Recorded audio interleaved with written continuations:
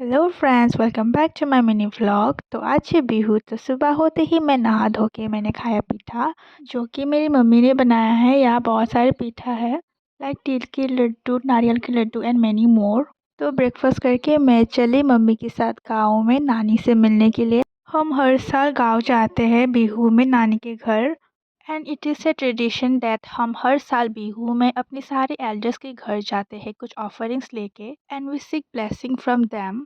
हम नानी के लिए कुछ कपड़े, पीठा और वाइन लेके गए थे। Since we belong to a tribal community, so wine is must. We take it as a token of love and respect.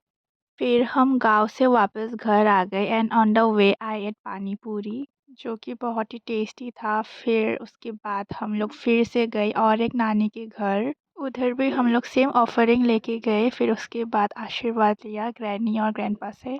फिर नानी ने पीठा और बहुत कुछ खिलाया and I was full, so मैंने रात को कुछ नहीं खाया। So that's it for today. Next vlog, bye.